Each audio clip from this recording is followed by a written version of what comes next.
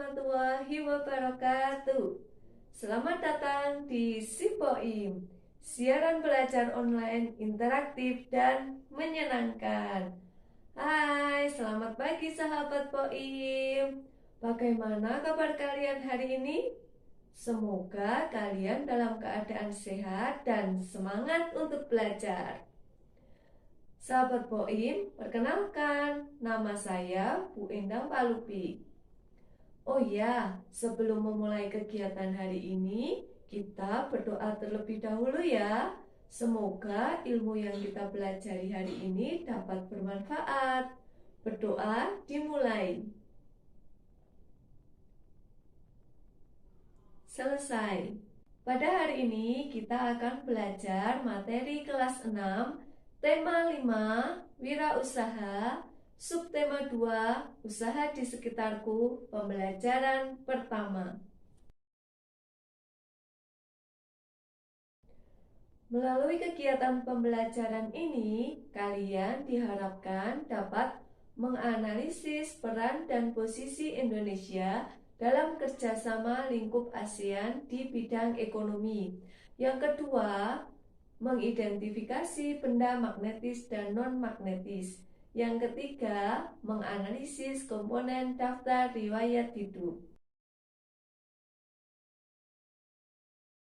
Oh iya, sahabat POIM, untuk menambah semangat belajar kita, mari kita menyanyikan lagu Garuda Pancasila bersama-sama.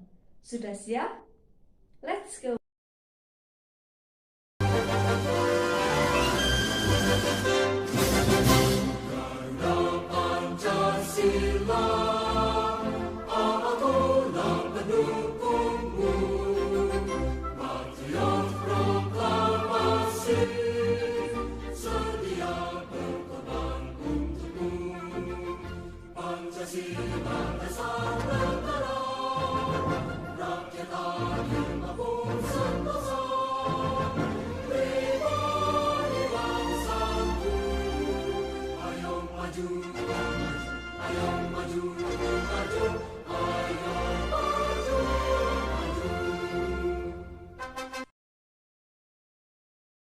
Sekarang coba kalian perhatikan gambar di samping ini.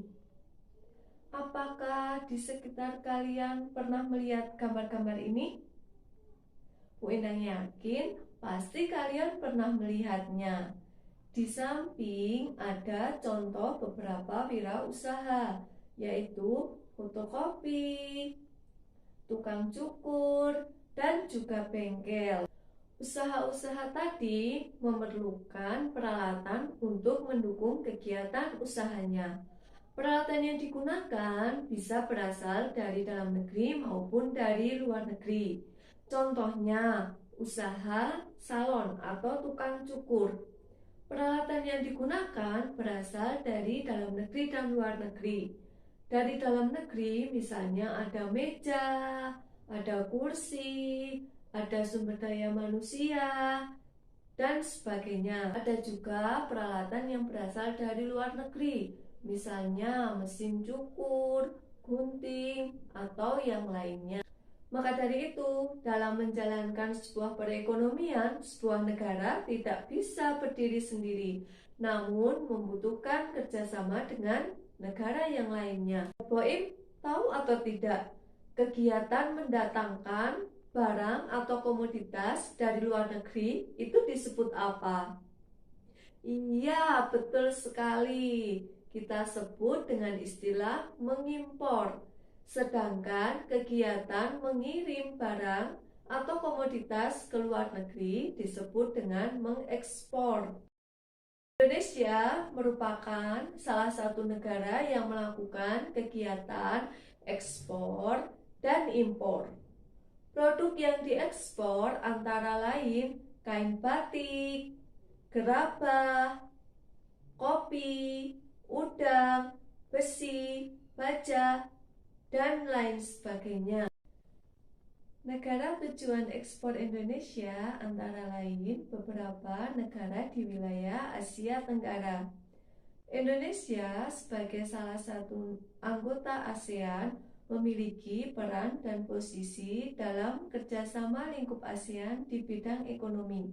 Antara lain, yang pertama, mendukung terbentuknya Masyarakat Ekonomi ASEAN atau disebut MEA. Yang kedua, ikut berperan dalam lumbung padi ASEAN. Yang ketiga, ikut serta dalam melaksanakan kerjasama di sektor industri. Yang keempat, berperan aktif dalam AFTA atau ASEAN Free Trade Area. Sahabat Poim, mari kita lihat kembali komoditas ekspor Indonesia berikut ini. Menurut sahabat Poim, dari semua benda-benda ini, ada yang bisa ditarik oleh magnet? Iya, betul. Ada benda yang bisa ditarik oleh magnet, yaitu besi.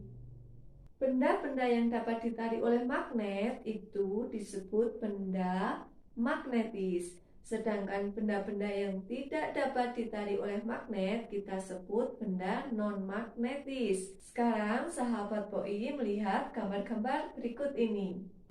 Benda-benda tersebut merupakan contoh benda magnetis dan non-magnetis. Untuk mengetahui mana saja yang termasuk benda magnetis dan non-magnetis, mari kita lakukan percobaan. Sebentar ya sahabat Boim, Bu Endang persiapkan dulu alat dan bahannya. Nah, sekarang Bu Endang sudah mempersiapkan peralatan-peralatan untuk melakukan percobaan, yaitu magnet, ada 2, kemudian pensil, penghapus, daun, penjepit kertas, paku, kemudian peniti atau jarum, dan gunting. Sekarang kita akan mulai percobaannya ya. Yang pertama, pensil. Ternyata magnet tidak menarik pensil. Berarti pensil termasuk benda non-magnetis. Yang kedua, penjepit kertas. Kita dekatkan magnet ke penjepit kertas. Ternyata penjepit kertas dapat ditarik oleh magnet. Berarti penjepit kertas termasuk benda magnetis. Selanjutnya karet gelang. Kita dekatkan magnetnya. Oh, ternyata tidak tertarik. Berarti karet gelang termasuk benda non-magnetis. Selanjutnya ada paku. Kita dekatkan magnet ke paku. Paku dapat ditarik oleh magnet. Berarti termasuk benda magnetis. Selanjutnya ada peniti atau jarum. Magnet kita dekatkan. Ternyata peniti dapat ditarik oleh magnet. Berarti peniti atau jarum ini termasuk benda magnetis. Selanjutnya daun. Kita dekatkan magnet ke daun. Ternyata daun tidak dapat ditarik oleh magnet. Berarti daun termasuk benda non-magnetis. Selanjutnya, penghapus. Mari kita dekatkan magnet ke penghapus. Oh, ternyata penghapus juga tidak dapat ditarik oleh magnet. Jadi penghapus termasuk benda non-magnetis. Yang selanjutnya batu. Ini batunya. Kita dekatkan magnet ke batu. Ternyata batu tidak dapat ditarik oleh magnet. Berarti batu juga termasuk benda non-magnetis. Selanjutnya ada gunting. Mari kita dekatkan magnet ke gunting. Oh, Ternyata gunting dapat ditarik oleh magnet. Berarti gunting termasuk benda magnetis. Demikian percobaan yang telah kita lakukan. Nah, setelah tadi kita melakukan percobaan, kita mengetahui apa saja yang termasuk benda magnetis dan non-magnetis. Yang termasuk benda magnetis antara lain peniti, penjepit kertas, paku, dan gunting. Sedangkan yang termasuk benda non-magnetis antara lain daun, kaca, pensil, batu, karet gelang, penghapus, dan sebagainya.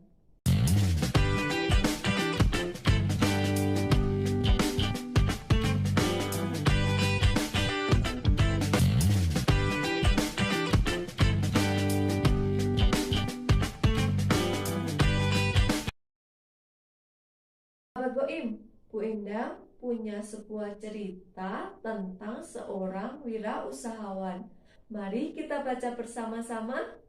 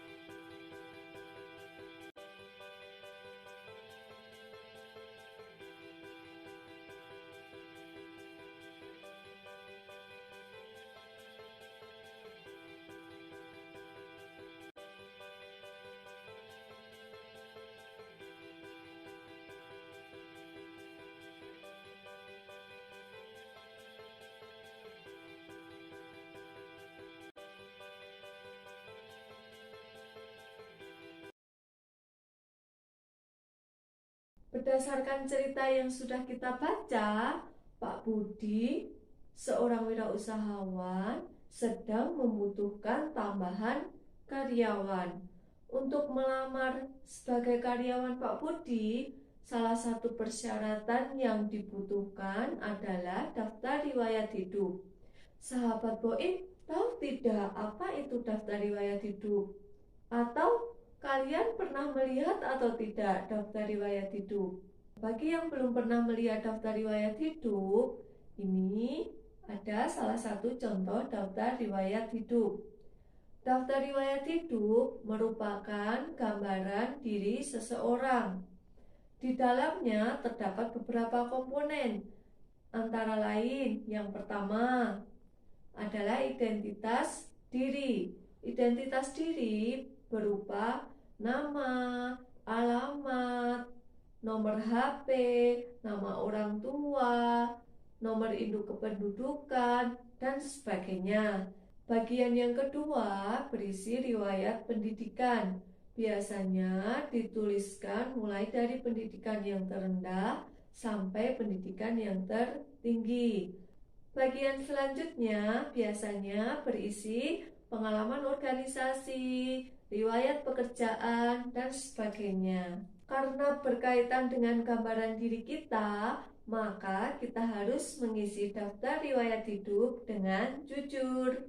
Nah, sahabat Boim, itu tadi pembelajaran kita pada hari ini. Tadi kita sudah mempelajari tentang posisi dan peran Indonesia dalam kerjasama lingkup ASEAN di bidang ekonomi. Yang kedua, kita mempelajari tentang benda-benda magnetis dan non-magnetis. Yang ketiga, kita mempelajari tentang daftar riwayat hidup. Semoga kegiatan pembelajaran hari ini bermanfaat untuk kita semua. Sekian pembelajaran hari ini. Tetap semangat belajar di mana saja, kapan saja. Kalian luar biasa. Wassalamualaikum warahmatullahi wabarakatuh.